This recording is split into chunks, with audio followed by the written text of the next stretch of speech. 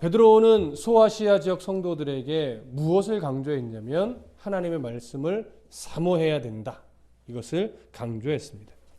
하나님의 말씀을 사모할 것을 강조할 때에 그 하나님의 말씀을 사모해야 되는 그 마음, 또 말씀만이 전부라고 여기는 마음, 말씀을 적극적으로 사모해야 되는 마음, 이것을 어떻게도 표현하냐면 신령한 젖을 사모해라, 이렇게도 표현을 했습니다. 그러면서 말씀이신 예수님을 또 무엇이라고 표현했냐면 산돌로 표현하기도 했습니다. 그래서 산돌이신 예수께 나아가라, 이렇게도 표현했죠. 그러면서 그 산돌이신 예수님의 모습을 우리도 본받아서 그 산돌같이 하나님의 거룩한 집으로 지어짐을 받으라고 그렇게도 말씀을 했습니다. 우리가 예수 그리스도의 말씀을 사모함으로 예수 그리스도께 가까이 나아가는 그 삶을 살아갈 때 우리의 각자의 모습은 다 다르고 성향도 다르고 살아온 환경도 다르고 지금 처해져 있는 상황이나 여건 모두가 다르다 할지라도 각자의 삶의 영역에서 말씀을 사모함으로 하나님의 말씀 안에서 살아가며 하나님의 뜻대로 살아가려고 서로가 애쓰고 몸부림칠 때 그러한 삶의 모습들이 시간 속에서 공간 속에서 함께 어우러지면서 결국 무엇이 만들어지는 거냐면 아름다운 교회, 하나님이 기뻐하는 교회가 세워지는 겁니다. 좀 우습게 표현하면 교회는 A형만 갖고 교회가 되지는 않습니다. 교회는 A형도 있고 B형도 있고 O형도 있고 AB형도 있고 이런 성향의 사람들이 같이 말씀 안에 어우러질 수 있는 교회. 나는 A형 싫어, 나는 B형 싫어, 이래서는 어우러지지 못하고 이래서는 하나님 기뻐하는 교회가 안 된다라고 하는 거죠. 그러나 전제는 뭐예요? 각자가 다 무엇을 사모해요? 하나님의 말씀을 사모해요. 말씀 앞에 나아가요. 말씀대로 살려고 애써요. 그러니 앞에 선 자는 각자의 삶의 환경도 다르고 말씀을 전할 때 그 말씀을 받아들이는 깊이나 이해의 정도도 다 다를 수 있으나 결국 바른 하나님 말씀을 증거하며 모두가 다 그 말씀을 아멘으로 받고 각자의 삶에 적용하게 되면 하나님 그 말씀으로 인해서 성도들의 삶을 성향이 각자 다른 그런 삶들을 다 어떻게 만져가시는 거지. 그 만져가심의 모든 성도가 삶을 맡길 때 시간 속에서 공간 속에서 조화를 이루게 되는 겁니다. 거기서 진짜 아름다운 하나님의 거룩한 교회가 멋지게 세워지는 겁니다. 자, 이렇게 산돌로 예수 그리스도를 비유하며 오늘 우리가 이런 교회로 세워져야 될 것을 강조한 이 베드로는요, 이제 그 예수님에 대한 표현을 살짝 바꿔요.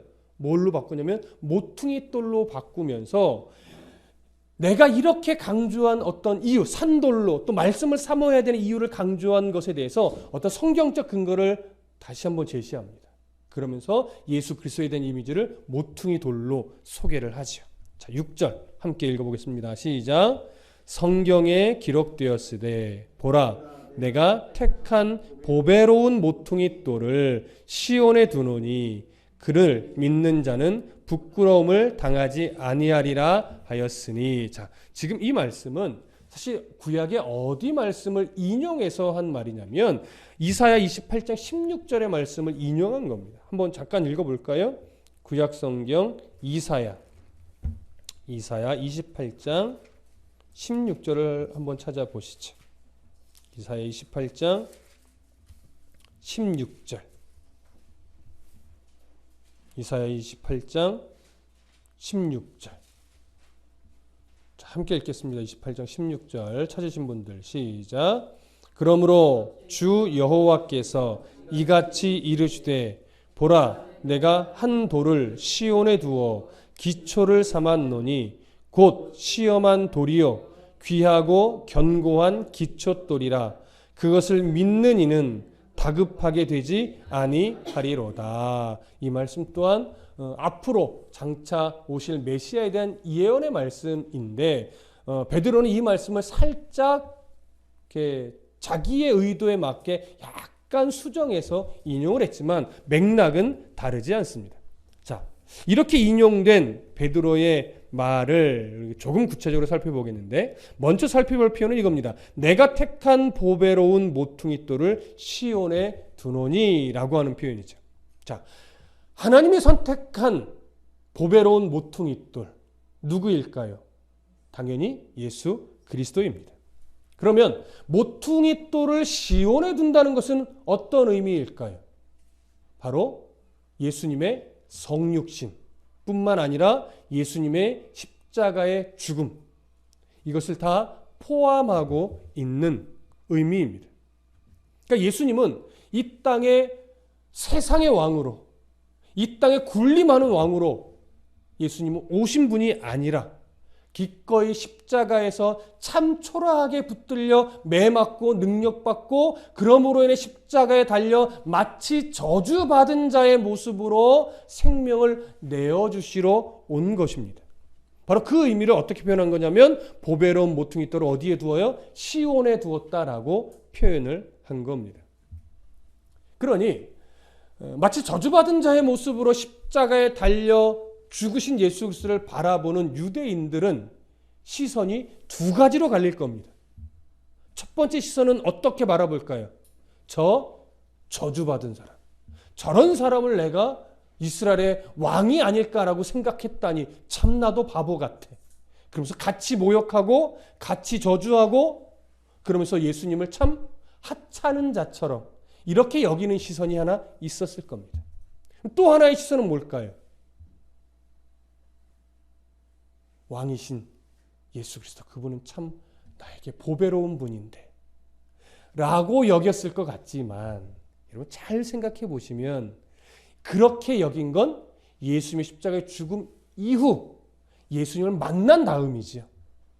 사실 예수님 십자가에 달리셨을 때는 이런 시선의 한 부류가 있었다면 저분이 왕이 되셨어야 되는데 왜 저렇게 허무하게 죽으셨을까? 나는 이해할 수 없어. 안타까워. 또 그 죽음을 마냥 슬퍼하기만 하고 때로는 실망하고 이러면서 고향으로 돌아가고 이런 모습으로 드러났지만 결과적으로는 끝까지 이 십자가 예수님을 저주받은 자로 여기는 시선 하나와 우리의 영원한 생명을 위해 대속하여 주신 정말 보배로운 사건으로, 보배로우신 예수님으로 바라보는 시선, 이 두 가지 시선으로 사실은 결국 갈라지는 거지요. 그래서 당시로 돌아가 보면 정말 많은 유대인들이 예수님을 무엇처럼 여겼을까요? 오늘 성경에 보면 보배로운 모퉁이돌이 아니라 버려진 돌처럼 이렇게 여겼다라고 하는 거죠. 자, 그래서 우리는 모퉁이돌에 대해서 조금 생각해 보실 필요가 있습니다. 여러분 상식적으로 많이 들으셨을 텐데 유대 사회에서 모퉁이돌은 어떤 역할의 돌이에요? 어떤 집을 건축할 때 각 모퉁이에 튼튼하게 세워주는 코너에 박혀지는 돌이죠. 그래서 그 돌을 기점으로 양쪽으로 계속 벽을 쌓아가는 겁니다.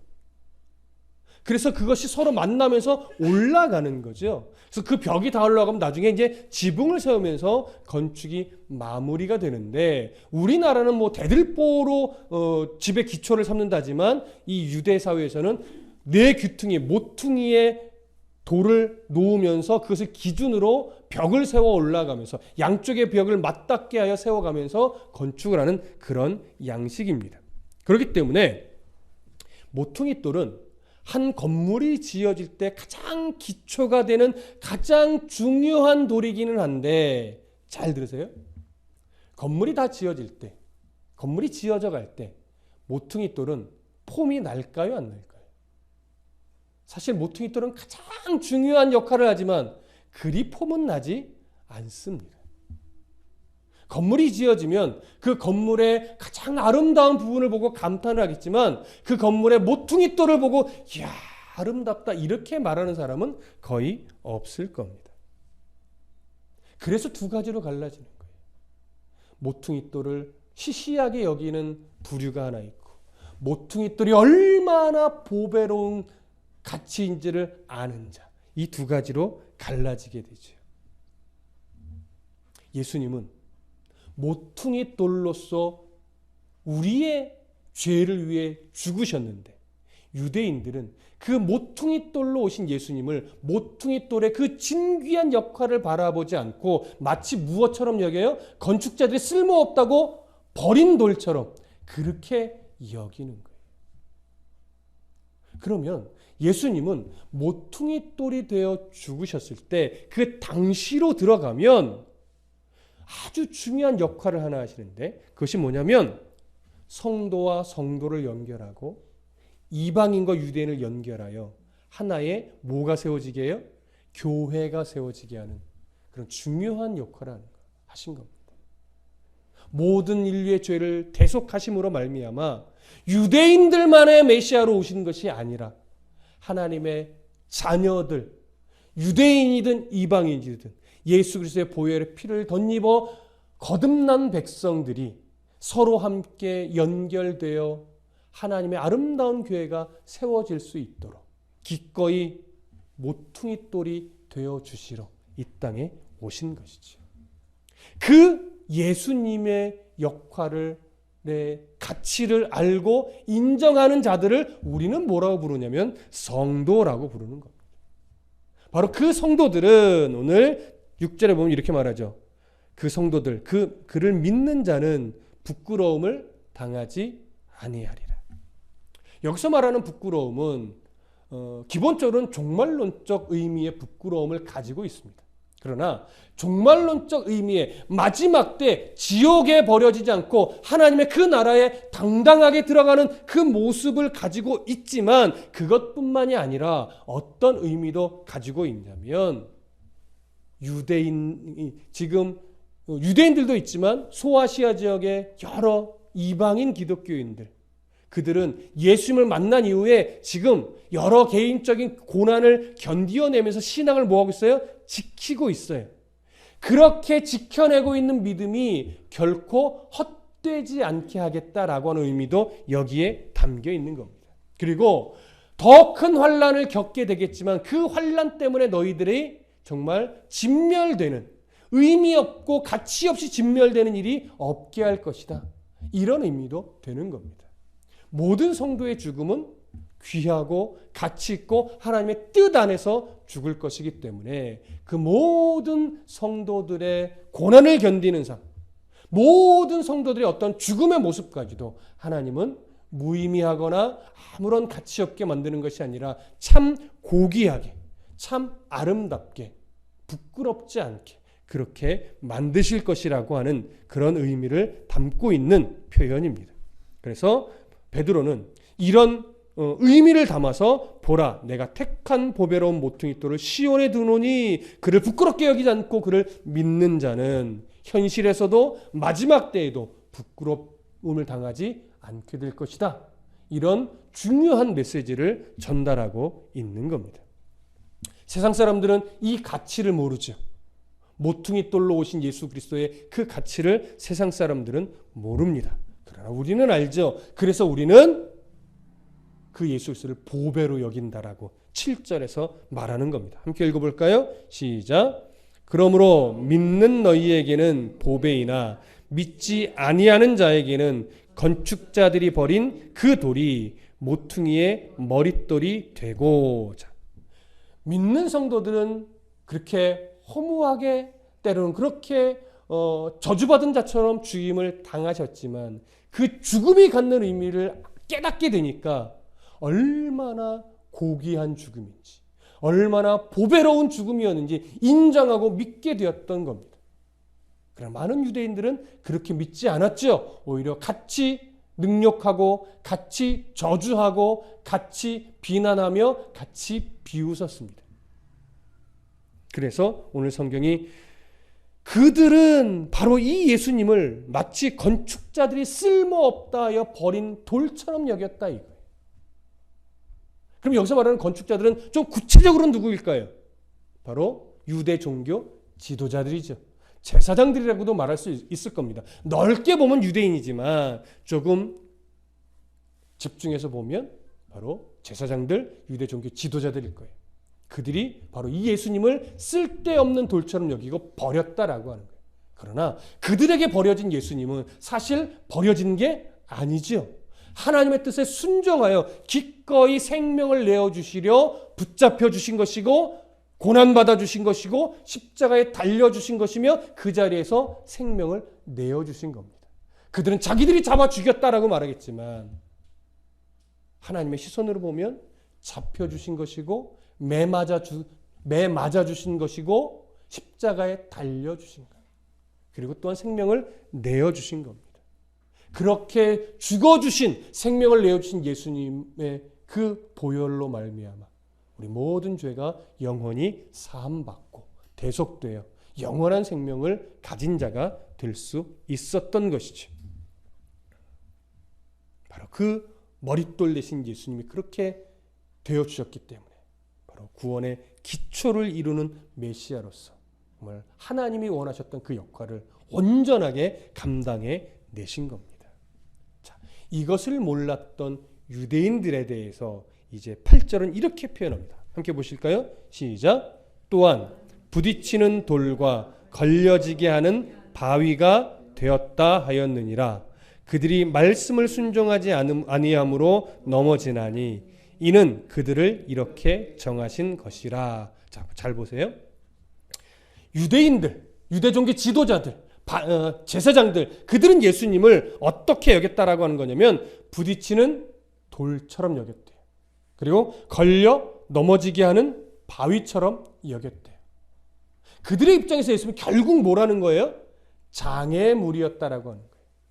나를 넘어지게 만들고 나를 귀찮게 만들고 나를 불편하게 만드는 장애물처럼 여겼다라고 하는 거죠. 그래서 버렸다라고 하는 거예요. 자기의 앞길에 불편하고 장애물이 되니까 치워 버린 거예요. 쓸데없다 여기면서. 그런데 한번 다시 생각해 보십시오. 정말 예수님이 장애물이었기 때문에 치워버린 건가요? 예수님이 장애물이었나요? 우리는 아닌 것을 압니다.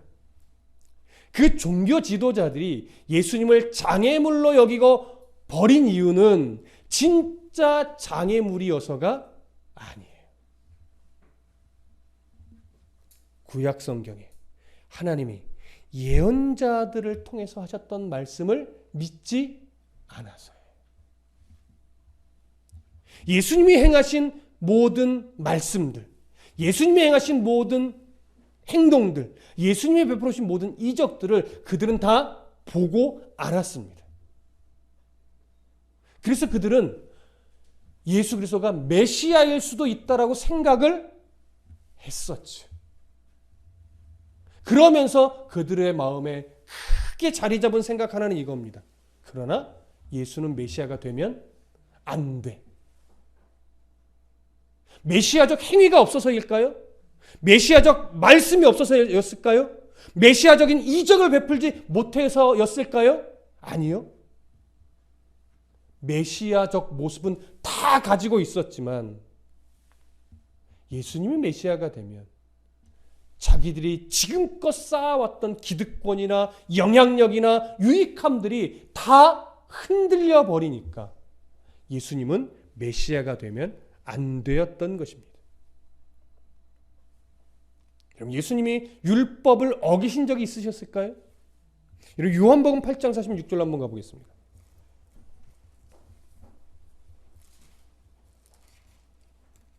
요한복음 8장 46절.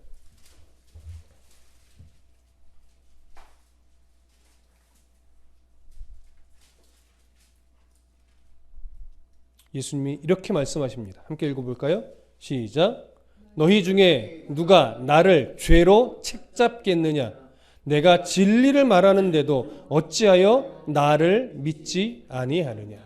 자, 나를 죄로 책잡을 수 있으면 잡아봐라. 이건 뭐예요? 율법에 비추어서 어느 하나 나를 책잡을 것이 있는지 찾아보라는 거예요.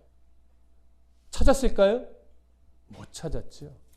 그들은 예수님에 대해서 책잡을 것이 하나도 없었습니다. 그래서 유대인들, 이 종교 지도자들이 할 수 있었던 건 뭐였냐면 덫을 놓고 예수님이 이러지도 못하고 저러지도 못하는 상황. 그러니까 자기들 나름대로 머리를 써서 덫을 놓아서 이렇게 해도 문제가 생기고 저렇게 해도 문제가 생기는 상황을 만들려고 했던 거예요. 그러나 예수님이 그러한 그들의 간교함에 붙잡혔을까요? 아니요. 예수님의 지혜는 율법을 뛰어넘어 율법을 제정하신 분이시기 때문에, 또한 하나님이시기 때문에 그런 인간적인 간교함에 하나님이 빠지시지 않지요. 그래서 결국 그들은 어거지로 로마의 권세를 이용해서 예수 십자가에 죽게 만들었던 겁니다.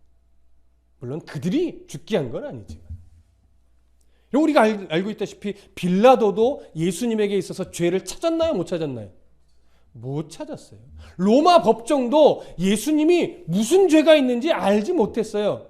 그러나 무엇 때문에 넘겨준 거예요? 군중들 때문에. 성난 군중들 때문에.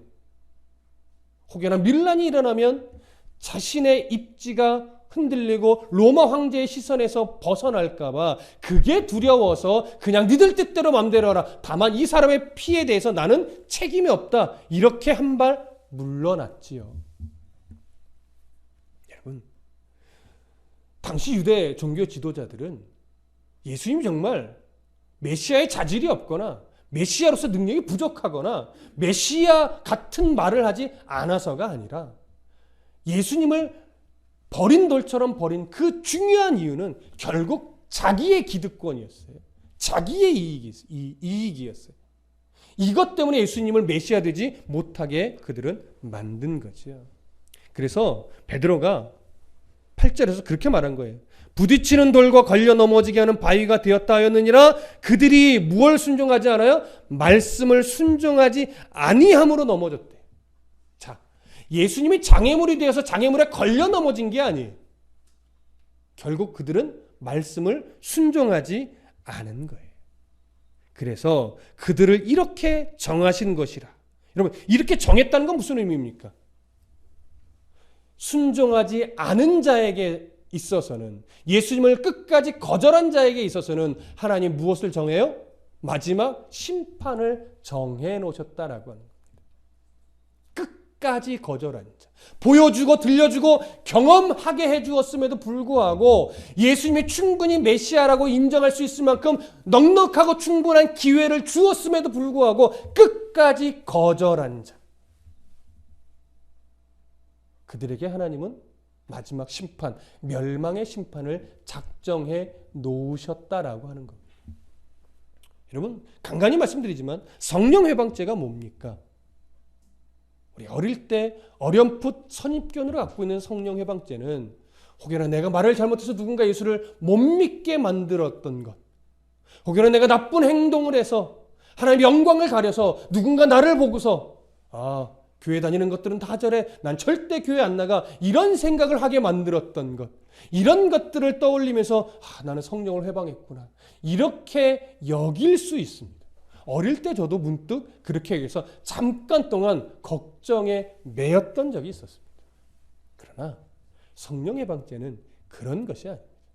성령 회방죄라고 하는 것은 성령 하나님이 우리 안에 끊임없이 하나님에 대해서 들려주고 누군가를 통해서 들려주고 보여주고 역사하실 때 우리의 강팍함이 끝까지 그 예수 그리스도의 모습을 어떻게 해요? 거절하는 거예요. 죽을 때까지 거절하는 거예요. 그래서 끝내 성령 하나님을 거절하고 예수 그리스도의 보혈을 거절하고 죽는 자. 그 사람이 누구예요? 성령 회방죄에 걸린 자. 그러면 성령 회방죄를 이렇게 정의한다면 이 사람에게는 이제 구원의 여지가 있어요, 없어요? 없어요. 그래서 성령을 회방하는 자는 더 이상 가능성이 없다라고 하는 거예요. 하지만 하나님은 자신이 택한 백성을 끝내 어떻게 만들어요? 성령을 회방하게 그냥 놔두지 않아요. 그리스도의 음성에 반응하게, 성령 하나님의 간섭하심에 끝내 반응하여 예수 그리스도를 나의 구주 나의 하나님으로 인정하도록 만드십니다. 이 일에 우리 하나님은 실패함이 없으십니다. 바로 이 목적지에 이르게 함에 있어서 실패함이 없다 없음을 우리가 인정하는 믿음을, 인정하는 신학을 예정론이라고 하는 겁니다. 그래서 숙명론이 아니에요.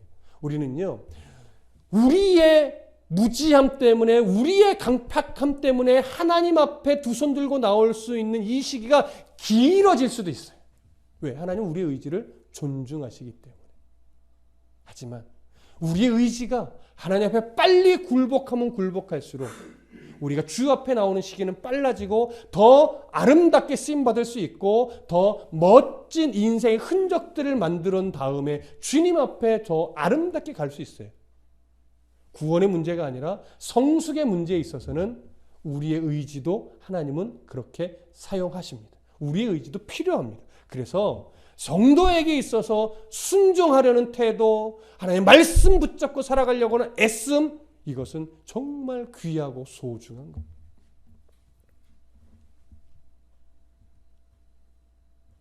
오늘 본문으로 다시 돌아가셔서 보시면 이제 9절 보겠습니다. 9절 함께 읽습니다. 시작.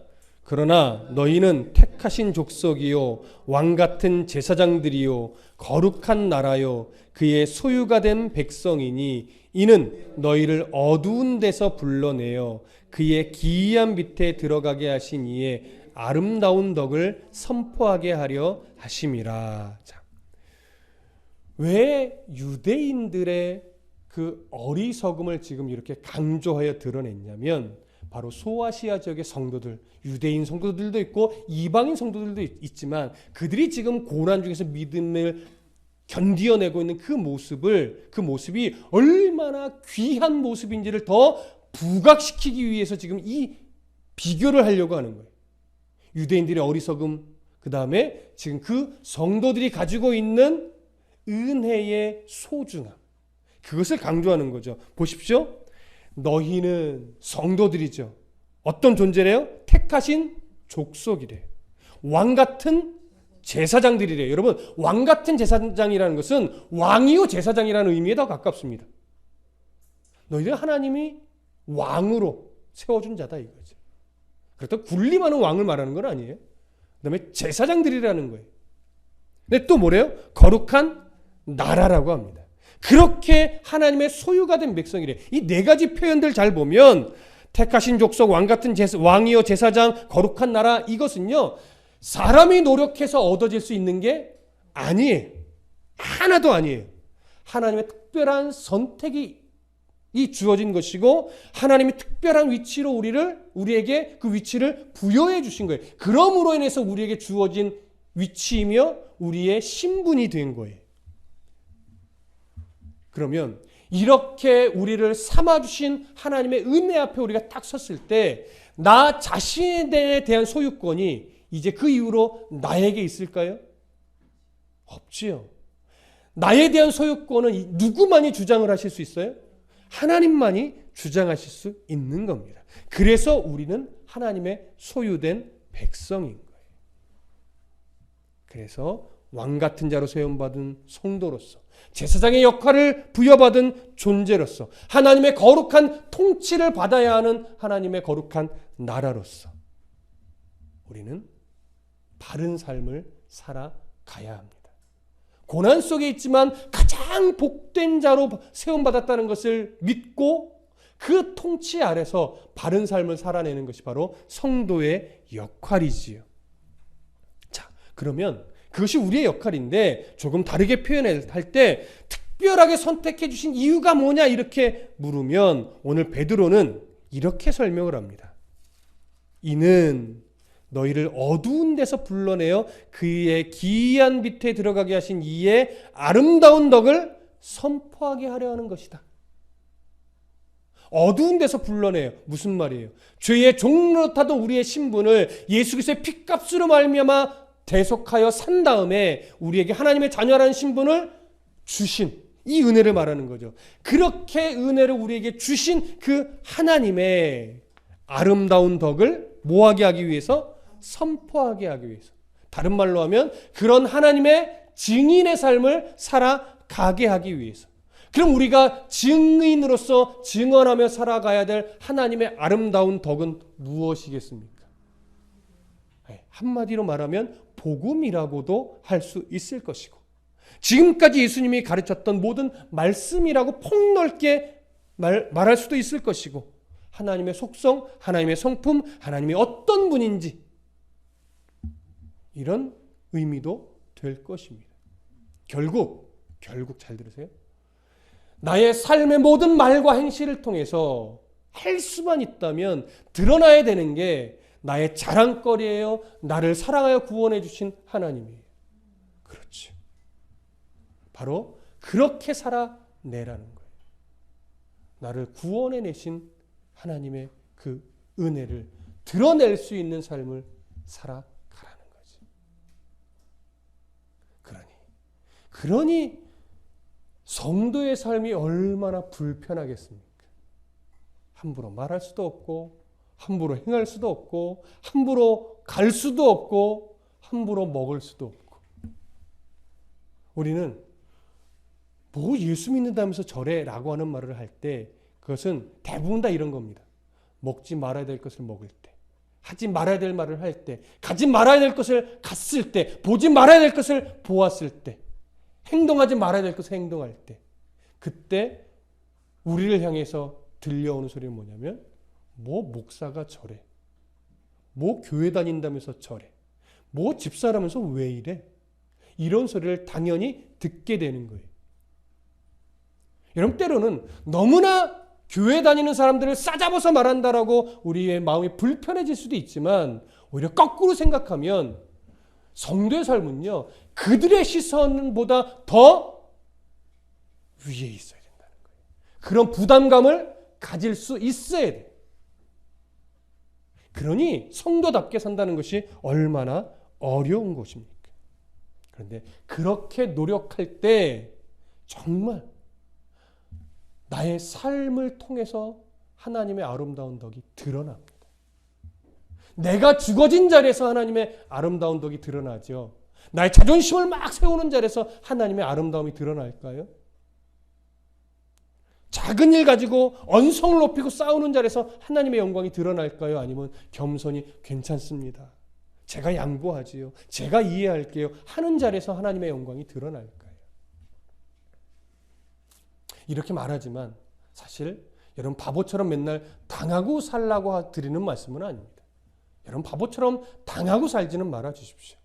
그러나 분별력 있게, 여기서 내가 성도답게 말해야지 라고 성령 하나님 마음 주실 때가 있어요.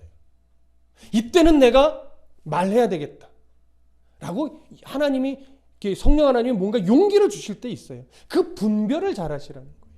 어렵지만 여러분, 저도 잘 못하고, 저도 여러분들에게 이게 맞고 저건 저게 맞고, 저도 그렇게 잘 못합니다. 하지만 하나님 앞에 의지하고 늘 지혜를 간구하면 하나님께서 어떨 때 나를 죽여야 되고, 어떨 때 의를 드러내야 되고, 어떨 때 분노해야 될지 하나님이 깨닫게 해주시죠.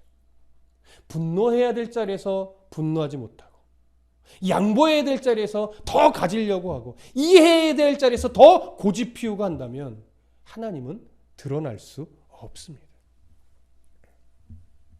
하나님의 덕을 이렇게 드러내야 하는 이유는 하나님이 우리의 위치를 이 땅에서 잘 되는 자로 만들어 놓지 않고 저 아름다운 하나님 나라의 백성으로 삼으셨기 때문에 그렇습니다. 그래서 택하신 족속이요, 왕 같은 제사장들이요, 거룩한 나라요, 그의 소유된 백성이라고 말씀을 하는 겁니다. 바로 그 의미에 맞게 우리가 살아가야죠. 자, 10절 보십시오. 함께 읽습니다. 시작.